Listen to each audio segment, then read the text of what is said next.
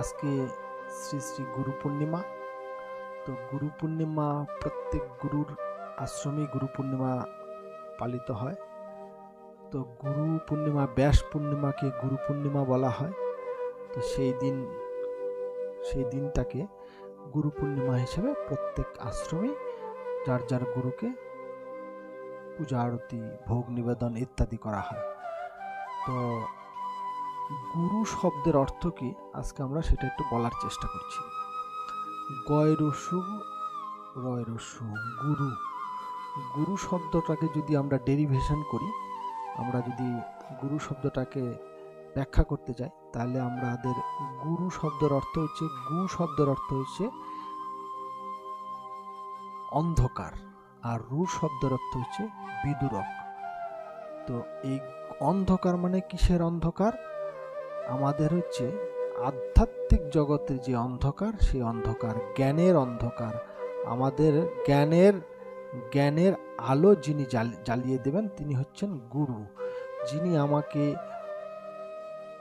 এই যে আধ্যাত্মিক জগতে, মানব জগতে যেটা আমাদের চরম প্রাপ্তি, সেই যে অন্ধকার, আমরা ষড়রিপুর দ্বারা পরিচালিত হচ্ছি, 11-10 ইন্দ্রিয়র দ্বারা আমরা প্রভাবিত হচ্ছি।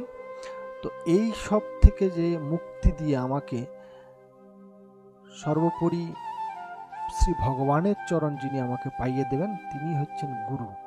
তো গুরু মানে যিনি অন্ধকার থেকে আলোর পথে নিয়ে যান, তিনি হচ্ছেন গুরু। ভারত সেবাশ্রম সংঘের প্রতিষ্ঠাতা যোগাচার্য স্বামী প্রণবানন্দজি মহারাজ 1924 সনে খুলনা সেবাশ্রমে প্রথম তিনি গুরু রূপে পূজা আরতি গ্রহণ করেন। তো এই পূজা আরতি প্রথম করেন পূজ্যপাদ স্বামী আত্মানন্দজি মহারাজ এবং পূজ্যপাদ স্বামী বেদানন্দজি মহারাজ। এই দুইজনে তখন সে 1924 সনে তিনি সশরীরে পূজা আরতি গ্রহণ করেন। ভারতবর্ষের বা পৃথিবীর বুকে এমন কোনো মহাপুরুষ আমার জানা নেই যিনি সশরীরে পূজা আরতি গ্রহণ করেছেন। তো এই 1924 সন থেকে তিনি যতদিন সশরীরে ছিলেন, ততদিন তিনি সশরীরে পূজা আরতি গ্রহণ করতেন। ইভেন এমনকি কুম্ভ মেলাতেও তিনি সশরীরে পূজা আরতি গ্রহণ করেছেন। সেই থেকে আজ পর্যন্ত, সেই 1924 সন থেকে তার সেই বিগ্রহের কাছে আমরা পূজা আরতি করে আসছি। তিনি সদ্গুরু, আমরা সেই সদ্গুরুকে পেয়েছি, আমাদের জীবন ধন্য।